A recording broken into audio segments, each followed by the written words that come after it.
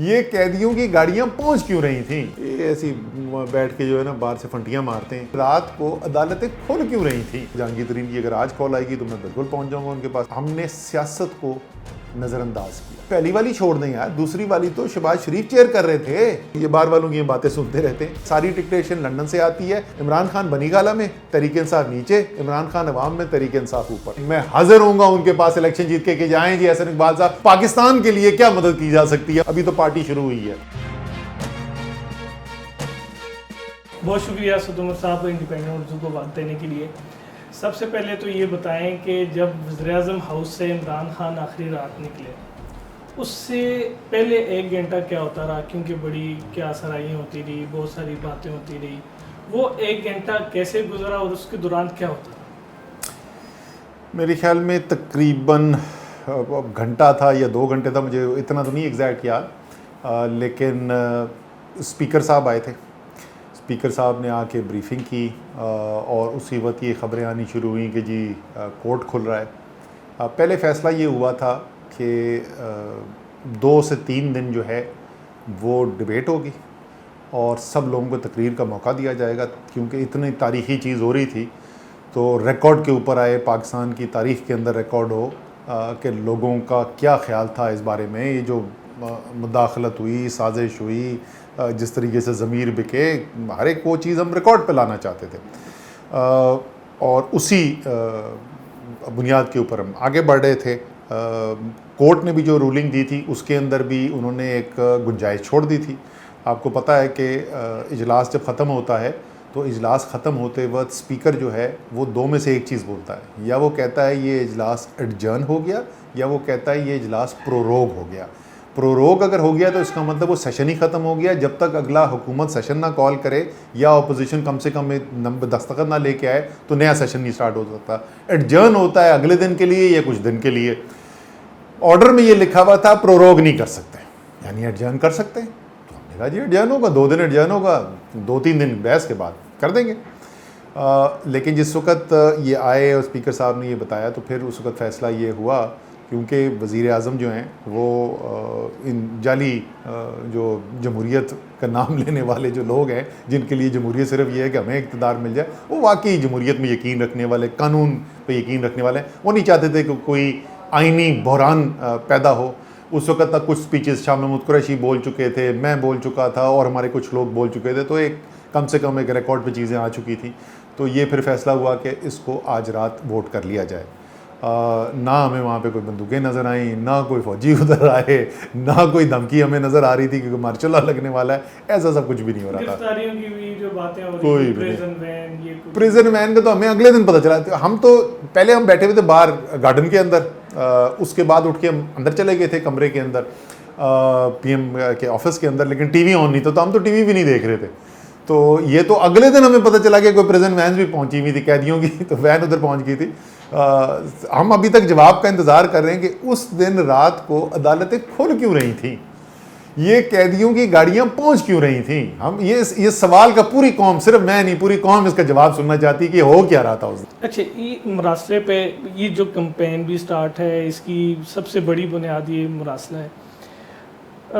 3 अल्फाज का आप बता दें कि ये अल्फाज उसमें शामिल थे और कितनी बार शामिल थे। एक no confidence motion, Imran Khan and forgive. अच्छा, ये बिल्कुल वाज़े उसके अंदर लिखा हुआ है और कई दफ़ा मैं ये दोहरा चुका हूँ। वहाँ पर ये लिखा हुआ है अदम एतमाद की तहरीक आ रही है, अभी पेश नहीं हुई थी, उसके अंदर लिखा हुआ है, पेश होने से पहले ये लिखा जा रहा है 1 दिन पहले कि अदम एतमाद की तहरीक आ रही है। और अदम एतमाद की तहरीक अगर नाकाम हो गई और इमरान खान वज़ीर-ए-आज़म रहे तो पाकिस्तान के लिए मुश्किलात होंगी और पाकिस्तान तन्हाई का शिकार होगा। और अगर अदम एतमाद की तहरीक कामयाब हो गई तो सब चीज़ माफ़ कर दी जाएगी। ये 2 टोक वहाँ पे लिखा हुआ है, उसमें कोई इबाम ही नहीं। एक कन्फ्यूजन आ रही है। खान साहब ने कहा कि मुझे पिछले साल साजिश का इल्म हो गया था, मुरासला उसके काफ़ी टाइम बाद आया, तो वो पहले कौन सी साजिश का उन्हें इल्म हुआ था, तो उसको फिर आप कैसे रिलेट करेंगे उस मरासले के साथ? लेकिन ये अपोजिशन के साथ जो जोड़ तोड़ हो रहा था, जो हमारे इनफरादी मेंबर्स को अप्रोच किया जा रहा था, इसकी खबरें जो हैं इंटेलिजेंस एजेंसीज के थ्रू वज़ीर आज़म के पास आती थी। ये आप समझ लें कि मेरे ख्याल में कोई नवंबर दिसंबर का महीना होगा और उन्होंने हमें कहना शुरू किया कि अगले 2 से 3 महीने बहुत क्रिटिकल है।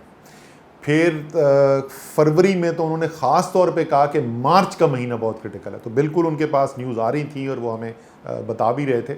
मुरासला बाद में आया, उसके बाद मतलब ये वही साजिश थी जो अदम एतमाद से रिलेटेड, ये अमूमी तौर पे नहीं कह रहे थे, वो अदम एतमाद से रिलेटेड कह रहे थे कि कोई गेम बन रही है। कौमी सलामती कमेटी, चलें पहली वाली छोड़ दें यार, दूसरी वाली तो शहबाज शरीफ चेयर कर रहे थे, एहसन इकबाल भी उस मीटिंग के अंदर बैठे हुए थे। उन्होंने कहा तमाम चीज़ें जो पहली मीटिंग में कही गई थी हम उनकी तस्दीक करते हैं। ठीक है, आपकी वजारत की तरफ आते हैं। एहसन इकबाल का ये कहना है कि जो वजारत में काम हुआ है वो उसकी तेज़ी जो पहले उनके दौर में थी 50 से 60% थी, वो गिर के 20% तक आ गई। और उन्होंने ये भी कहा है कि चीन ने ये बार बार ये पैगाम दिया कि काम जो है वो सुस्त-रवी का शिकार है, और ये भी कि वो चीन कुछ ज़्यादा खुश नहीं था जो इल्ज़ामात करप्शन के लगे कंपनियों पे। तो इसमें कितनी हकीकत है? अच्छा, चीन ने क्या कहा उसके लिए कोई हमें क़यास राई करने की ज़रूरत नहीं है। क्या ज़ाती तौर पे असद उमर दावा करते हैं या एहसन इकबाल दावा करते हैं? जॉइंट जो JCC मीटिंग हुई है उसका आप एलामिया पढ़ लें जो मुश्तरका तौर पे इशू किया जाता है, उसमें देख लें कि चीन क्या कह रहा है हमारे में। जो हमसे बराह रास्त बात करते थे और जो बड़ा एतमाद का इजहार करते थे वो तो था ही था, लेकिन उनको छोड़ देना, ये तो मेरी बात है कि मैं कह रहा हूँ कि चीन वाले मुझे ये कहते थे। उसका जो ऑफिशियल एलामिया है आखिरी, ये अभी नवंबर में शायद हुई थी मीटिंग, मुझे महीना याद नहीं रहा। उस10th JCC का एलामिया पढ़ लें, आपको खुद पता चल जाएगा। चीन ने उसके अंदर खुद कहा हुआ है उन्होंने कि वो मुतमईन भी हैं, खुशहाल, जिस तरीके से। ठोस चीज़ क्या है जी, इस वक्त अल्हम्दुलिल्लाह उसके बोर्ड से एक्नेक से अप्रूव हुए हुए 500 अरब रुपए के से ज़्यादा के मंसूबे हैं जो हमने सिर्फ 1.5 साल के अंदर एक्स पॉइंट ए से लेके आखिरी पॉइंट तक हमने पहुंचा के अप्रूवल की। इनोवेशन की सरकार का पैसा कम से कम इस्तेमाल करके 500 अरब रुपए के तरक्याती मंसूबों को तैयार किया गया। ये बेहतरीन मौका नहीं है? एहसन इकबाल ने आपको एक ख़त लिखा, अलविदाई तकरीब में शिरकत की दावत दी, क्या आप उसमें जा रहे हैं? ये ऐसा नहीं हो सकता है उस तकरीब में आप जाएं, शिरकत करें, जॉइंट प्रेस कॉन्फ्रेंस करें, उसमें ये चीज़ें सामने रखें? देखें, अगर एक जमहूरी प्रोसेस से एक लेजिटिमेट हुकूमत पाकिस्तान में हो तो मेरे ख्याल में ये बड़ा अच्छा एक तरीक़ेकार है जिसको अगर हम मुरव्वज कर दें तो ये बड़ी अच्छी चीज़ होगी। हुकूमत नई आए, वो पिछली हुकूमत के साथ बैठे, उनसे समझें कि जी आप क्या कर रहे थे और क्या नहीं कर रहे थे। लेकिन इसको मैंने नहीं मुस्तरद किया भाई, दुनिया का वर्ल्ड रिकॉर्ड टूट गया है, इम्पोर्टेड हुकूमत नामंजूर, कौन मुस्तरद करके बैठी हुई है। तो जिस हुकूमत की लेजिटिमेसी कोई एक्सेप्ट नहीं किया जा रहा तो फिर ये तो बहुत छोटी चीज़ है। अगर मैं अभी आपके सामने ऑफ़र रख रहा हूँ, इलेक्शन करवाएं, मुस्लिम लीग नून की हुकूमत दोबारा अगर इलेक्ट होकर आती है, एहसन इकबाल साहब दोबारा वज़ीर बनते हैं मनसूबाबंदी के, वो मुझे कहेंगे, मैं हाजिर होऊंगा उनके पास इलेक्शन जीत के कि जाएं जी एहसन इकबाल साहब बताएं मैं क्या पाकिस्तान के लिए क्या मदद की जा सकती है, हम आपके जो भी हमारे पास नॉलेज हम शेयर करने को तैयार है। इलेक्शन की बात की आपने, चीफ इलेक्शन कमीशन पर आपको तहफ़्ज़ात हैं, अभी इलेक्शन हो जाते हैं, PTI को मतलूबा नशिस्तें नहीं मिलती, क्या तहरीक इंसाफ जो है वो अपोजिशन में बैठेगी या खान साहब धांधली के ख़िलाफ़ फिर किसी कमीशन का मुतालबा करेंगे? या इसका तो बड़ा आसान इलाज है, धांधली ना करें, इमरान खान एहतजाज नहीं करेंगे। ये फैसला पाकिस्तान के अवाम कर लेते हैं यार, नज़र आ जाता है, कौम को नज़र आ जाता है क्या ठीक है कि नहीं। अगर आप कोई बयानियाँ बेचने की कोशिश करें ना जिसकी कोई बुनियाद ना हो तो वो बिकता नहीं है। कोशिश की ना मुस्लिम लीग नून ने बयानियाँ बेचने की, तो क्या हुआ, वो बिका ही नहीं। तो आप अगर हकीकत की बुनियाद के ऊपर बात करेंगे तो लोगों में उसकी बात को माना जाएगा, समझा जाएगा और आपको ताकत हासिल होगी। इमरान खान के पास तो ना कोई टैंक है, ना मिसाइल हैं, ना किसी गैर मुल्की ताकत की उनको सपोर्ट हासिल है। उनकी तो वाहिद सिर्फ 2 उनके पास सपोर्ट है, एक पाकिस्तान के अवाम की सपोर्ट है और दूसरा मैं तो यकीन रखता हूँ अल्लाह ताला का करम है उनके ऊपर।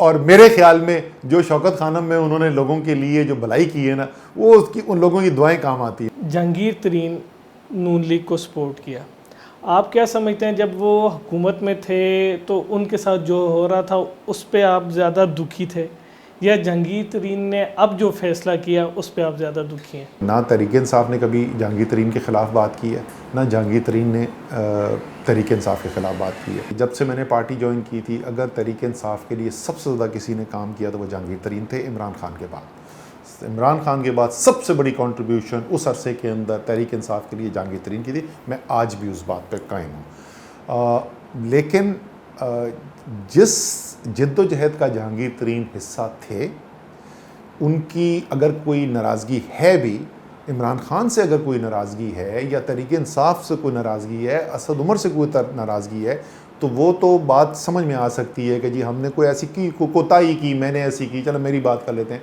जिससे वो नाराज़ है। लेकिन मुस्लिम लीग नून के जिस तरीके से उन्होंने जद्दोजहद की इस पार्टी के ख़िलाफ़, जो उन्होंने कहा इस पार्टी के बारे में, इस पार्टी के लीडर्स के बारे में, मेरी ज़ाती राय ज़ाहिर है वो मेरे से तो नहीं मशवरा करके फ़ैसला करेंगे, उनका बनता नहीं है वहाँ। हमेशा कहते हैं कि सियासत में दरवाजे कभी बंद नहीं होते, तो क्या अभी भी अगर जहांगीर तरीन के साथ बात हो, अगर वो वापस आना चाहें, या आप उन्हें बुलाना चाहेंगे, या दरवाजे बंद हो चुके हैं? मुझे तो जहांगीर तरीन की अगर आज कॉल आएगी तो मैं बिल्कुल पहुंच जाऊंगा उनके पास मीटिंग करने के लिए। बड़ी हमारा अच्छा टाइम साथ गुजरा है, बड़ी मेहनत की हुई है यार, साथ बड़े मुश्किल वक्तों से गुजरे हैं। जो बात उनकी मैं नहीं जिससे इत्तेफाक करता वो मैंने आपको बता दिया। मेरे ख्याल में शरीफों के साथ, ज़रदारियों के साथ जहांगीर तरीन का बैठना नहीं बनता। आलमी वबाई NCOC बनी, टेस्टिंग पहले नहीं थी वो बड़ी, फिर वैक्सीनेशन का अमल हुआ, लेकिन अभी एक रिपोर्ट आई है आलमी अदारा सेहत की, वो कहते हैं पाकिस्तान उन ममालिक में शामिल है जहाँ पे अमवात की शरह को छुपाया गया है। इसके बारे में क्या कहेंगे? ये ऐसी बैठ के जो है ना बाहर से फंटियाँ मारते हैं। ये वही बाहर की एजेंसीज़ हैं जिन्होंने कहा था अगस्त के शायद महीने में कोई एक ख़ास तारीख थी, जुलाई की या अगस्त की 2020 की, कि उस दिन जो है कोई 70,000 बंदा पाकिस्तान में एक दिन में मर जाएगा। तो ये बाहर वालों की ये बातें सुनते रहते हैं। जब ये सवाल उठा 2021 में, क्योंकि हमें इस बात का ज़ाहिर है हम फैसले कर रहे हैं, तो अगर मुझे यही नहीं पता चल रहा कि वबा कितनी फैली हुई है, उससे अमवात कितनी हो रही हैं, तो मेरे तो फैसले ही ठीक नहीं हो सकते। आपको पता है हमने फ़ौजी भिजवाए कब्रिस्तानों में जाके रजिस्टर चेक करो कि कहीं ऐसा तो नहीं हो रहा कि रिपोर्ट गलत हो रही है। बिल्कुल गलत नंबर, कोई बेसिस ही नहीं है उनकी रिपोर्ट का। 3 गलतियाँ जो आपको महसूस हुआ कि आपकी हुकूमत से 3 बड़ी गलतियाँ क्या थी? हमने सियासत को नज़रअंदाज किया। उस सुबह से शाम तक गवर्नेंस में इतने मसरूफ़ थे वज़ीर आज़म, वो एक मीटिंग दूसरी मीटिंग, और वो बिल्कुल डिटेल के अंदर प्याज टमाटर की कीमत के अंदर वो डायरेक्टली वज़ीर आज़म इन्वॉल्व, और मीटिंग्स पे मीटिंग्स हो रही हैं। दूसरी ये भी बात मैं आपको वो कर रहा हूँ कि जो बार बार मैं खान साहब को बोलता था, और वो उनसे मैं कहता था कि हमारी सिर्फ एक ताकत है, और वो ताकत है इमरान खान की अवाम के अंदर सपोर्ट। अवाम से बरह रास्त रिश्ता आपका नहीं टूटना चाहिए। और लोग जो हैं वो कहते थे कि नहीं जी वज़ीर आज़म जलसे नहीं करते, मैं बात ही नहीं मानता। उससे डिपेंड करता है कौन सा वज़ीर आज़म यार। इसलिए 25 जनवरी को मैं नोटिफाई हुआ सेक्रेटरी जनरल पार्टी का, और 18 फरवरी को कुल 24 दिन के बाद हम पहला जलसा इमरान खान के करा चुके थे मंडी भावदीन के अंदर। और आपने देखा जैसे ही खान बाग, मेरा तो पुराना ये मैं बोलता था फार्मूला ये है, इमरान खान बनी गाला में तहरीक इंसाफ नीचे, इमरान खान अवाम में तहरीक इंसाफ ऊपर। तीसरा मेरे ख्याल में हमने, क्योंकि हमारे पर बड़ा कंसर्टेड प्लान तरीके से अटैक किया गया, मीडिया कैंपेन चलाई गई, मेरे ख्याल में हम उसको ज़रूरत से ज़्यादा संजीदगी से लेते थे। हमें अपने फैसले करने चाहिए थे जो हमें यकीन था कि सही फैसले हैं। आपका वो फैसला शामिल है जिसमें आप IMF के पास पहले नहीं गए? एक हफ्ता हुआ था हुकूमत बने हुए, जिस वक्त मैंने उनको फ़ोन कॉल की थी। IMF का पहला मिशन हमें यहाँ पे सपोर्ट, मैंने कहा मुझे टेक्निकल एनालिसिस आपका मिशन चाहिए। पहला मिशन जो है हमारे पास सितंबर के आखिर में, यानी हुकूमत बनने के 5 हफ्ते बाद IMF की टीम यहाँ पे बैठी हुई थी इस्लामाबाद में। ओके, देर कोई नहीं की थी और अक्टूबर के पहले हफ्ते के अंदर मैं बाली चला गया था आईएमएफ की मीटिंग में और क्रिस्टीन लगार्ड जो मैनेजिंग डायरेक्टर थी उनके साथ मीटिंग हुई और हमने कहा हमने उसूली तौर पे फैसला कर लिया है कि हम आईएमएफ के प्रोग्राम में आना चाहते हैं। सिर्फ इसलिए कि स्टॉक मार्केट वाले लोग परेशान हो रहे हैं उसके लिए मैं पाकिस्तान के अंदर 90% गैस की कीमत और 50% बिजली की कीमत नहीं बढ़ा सकता हूँ।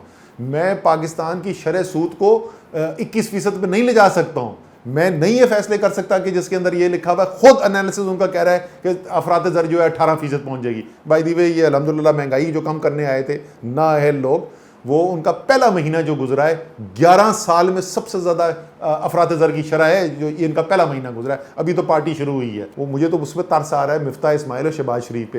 कोई मईशत का फैसला इनके हाथ में नहीं है, सारी डिक्टेशन लंदन से आती है। इधर कोलिशन बैठा हुआ है 12 पार्टियों का, वो अपने अपनी एजेंडा लेके बैठे हुए हैं। तो इससे ज़्यादा बेबस, लाचार, कमज़ोर मेरे ख्याल में वज़ीर आज़म और फाइनेंस मिनिस्टर तो पाकिस्तान की तारीख में नहीं गुजरे। और इतने बड़े बड़े फैसले करने की ज़रूरत है। ये तो जैसे जैसे एक एक दिन गुजर रहा है मईशत का बेड़ा गर्क होता जा रहा है। वज़ीर आला पंजाब उस्मान बुज़दार को लगाना दुरुस्त फैसला था। वज़ीर आज़म की सवाब दी तो मैं उसमें सेकंड गेस ही नहीं करता। मैं अपना फैसला जब मुझसे पूछते तो मैं क्या कहता था, वज़ीर आज़म की सवाब दी। एहतसाब का अमल दुरुस्त हुआ, कामयाब नहीं हो सका, इसमें बहुत बेहतरी की गुंजाइश। सियासी मफामत में कुछ दुरुस्त काम किया इत्तेहादियों के साथ। मेरे ख्याल में हम इत्तेहादियों को ठीक लेकर चले और मेरे ख्याल में इत्तेहादी हमसे जो आखिर में टूटे हैं तो वो इस बुनियाद पे नहीं टूटे कि हम उनको सही ठीक लेकर नहीं चल सके। ठीक, लॉन्ग मार्च की तारीख डिले हो सकती है कि नहीं हो सकती? बहुत शुक्रिया असद उमर साहब, आपने टाइम दिया।